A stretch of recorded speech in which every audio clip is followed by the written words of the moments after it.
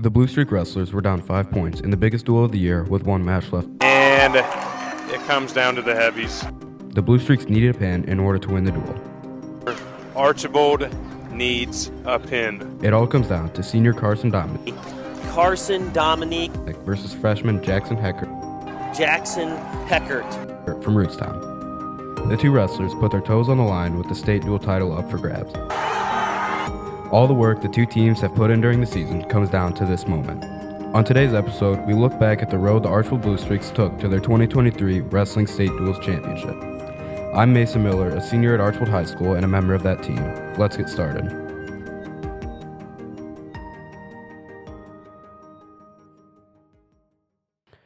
The Archbold wrestling team had qualified for the District Duels Tournament in 2023. The major focus started the week of the District Duels on that Monday. When we started talking about not necessarily just match strategy and edge of the mat wrestling and stuff like that, but I really focused on trying to get you guys to buy into being in a positive attitude all the time, putting yourself in positive situations in the wrestling room, outside of the wrestling room. We focused on eliminating negative thoughts right after a bad match, maybe, because those things are going to happen in dual meets, and we had to let them go as quick as we possibly could, and then emphasizing when good things happen and try to build on that energy, and we did a lot of things that are out of coaching character for me. We were given high fives going down the bench. We got a pin chain, when guys got pins. If I remember 2 days before the state tournament, we actually went to the elementary and played dodgeball, just to kind of get a little break mentally from that. We weren't going to get much better in terms of our wrestling technique 2 days before the meet, but I thought getting fresh was more important. And I also wanted to use that as a time. I don't know if you remember, we stopped in the hallway to observe the state pictures on the walls, and ask you which side of the wall our picture is going to be on, just to, again, visualizing that our picture was going to be up there. In order to make it to the state duels, the Bluestreaks had to take down the Genoa Comets and the Oak Harbor Rockets. The Bluestreaks won duels with scores of 46-24 and 46-20. The Bluestreaks had qualified for the state duels for the first time in 11 years with high hopes of winning. I don't usually set goals for the team, but last year I did.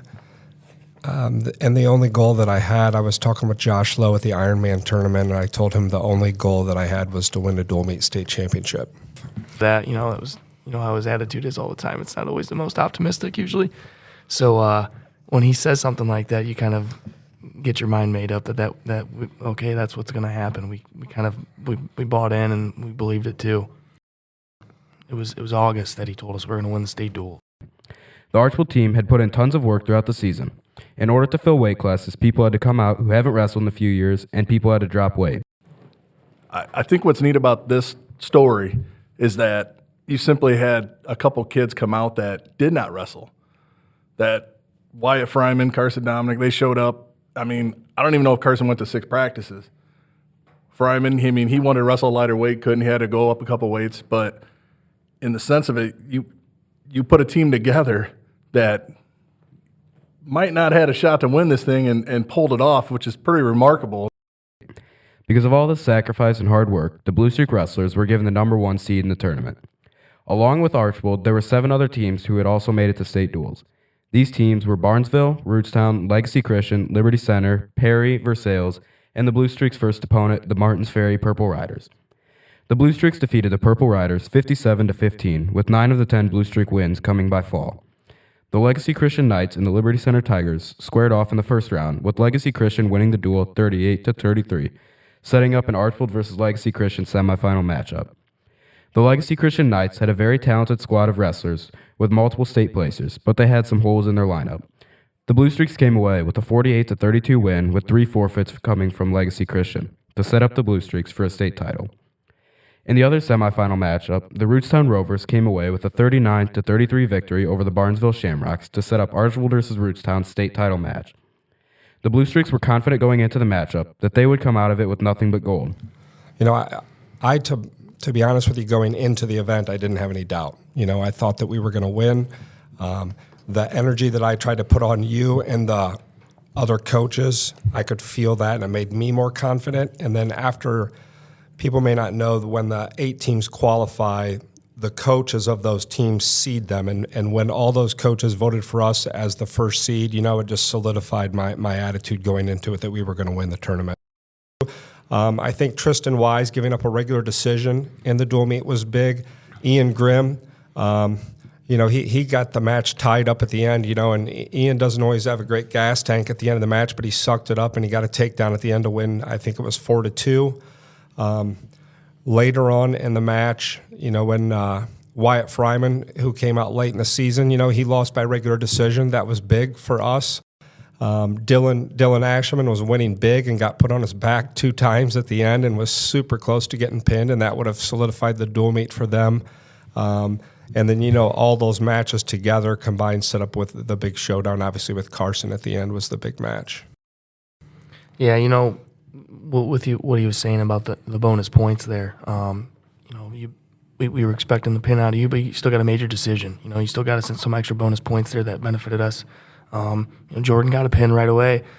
And Tristan, he got beat, but he kept it close. He was actually down by 6 or 7 points a couple times throughout the match, and he still got beat by, I think, 4 or 5. So, those guys those are the silent heroes, the ones that didn't get any glory per se because they didn't win their match, but they didn't give up the extra 1, 2, 3 points of bonus points from the match. I think everybody's a little nervous, but everybody was seeing that gold. I think they understood what was at stake, and the excitement was flowing through everybody. Going into the 175-pound matchup, the Bluestreaks were down 22-24. The confidence level still hadn't changed, with 3 future state qualifiers coming up out of the 4 remaining matches. Then everything changed. During the 175-pound match, Archbold's Hayden Dickman hit an illegal move on Rootstown's Cody Coons during a tight matchup, giving Rootstown 6 more points to boost their lead to 8, with 3 matches left.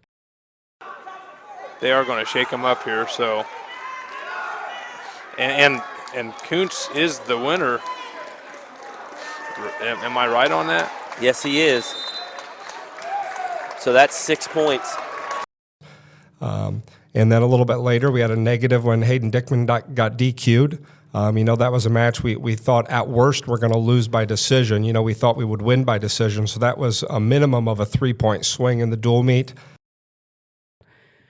Bluestreak 190-pounder Wyatt Ripke pinned his next opponent, and Bluestreak 215-pounder Dylan Ashelman lost by decision to set up a 5-point difference for the heavyweight matchup. Senior Carson Dominique from Archbold put his foot on the line across from Rootstown freshman Jackson Heckard. The dual score was 28-33 in favor of Rootstown. Nearly a quarter of the way through the match, Dominic snaps Heckard down, setting him up to score points. Dominic flips Heckard onto his back, and with 37 seconds left in the first period, Dominic gets the pin to secure the state title for the Bluestreaks, and the crowd goes wild. I don't even feel safe right now, Coach. And there he is, on his back. It might be it, that's it. And Archbold is going to win state. State champions, Archbold. And yes, why you don't feel safe? Because these fans, I think we've got a girl that broke her back on the table over here. Yeah. And they are going insane. And the Archbold Bluestreak have gotten their pin. Well, going back and watching the video, I didn't realize at first, but I think it was Vivi Legato. Tried to jump, missed, hit the guys in the. She was so excited. It was just nuts. It was absolutely insane. It was fun to watch. It was fun to be there. It was fun to be a part of. My favorite part really was watching all of the coaches and kids and families and fans celebrate afterwards. And shortly after the awards ceremony, I just kind of quietly snuck out of the gym and went to dinner with my family. But super exciting time, with those things.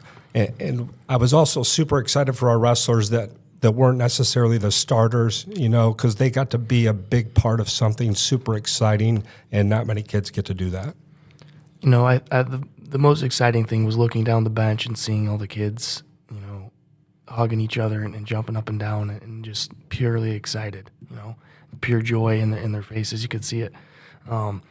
But I remember I turned to Coach Becher and shook his hand, turned to Coach Lopez, shook his hand, and all the other coaches. And we had by far the biggest crowd there. So that was pretty cool to turn around to them. And, the amount of excitement that everybody else shared was pretty incredible. So That coupled up with, the award ceremony afterwards.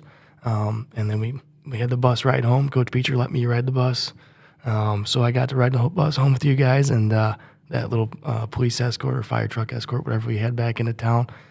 That's something that I'll remember for the rest of my life. Yeah, the one thing that sticks out to me too that maybe kids on the team don't realize yet, we did those videos with kids from the last state championship. I call them kids, but they're, those guys are 35, close to 40 years old now, on advice to you and soaking up the moment. And I think when I reach back out to you guys when we're going for the next one here in a few more years that we're going to win, and you have the opportunity to reflect back on that, you're going to realize how special this whole experience was. All of the work put in by not only the wrestlers, but the coaches as well in the Bluestreak program paid off. The Bluestreaks finished the season with 6 boys state qualifiers and 1 girls state qualifier, with state runners-up Wyatt Ripke and Hayden Dickman, and state champion Brody Dominic.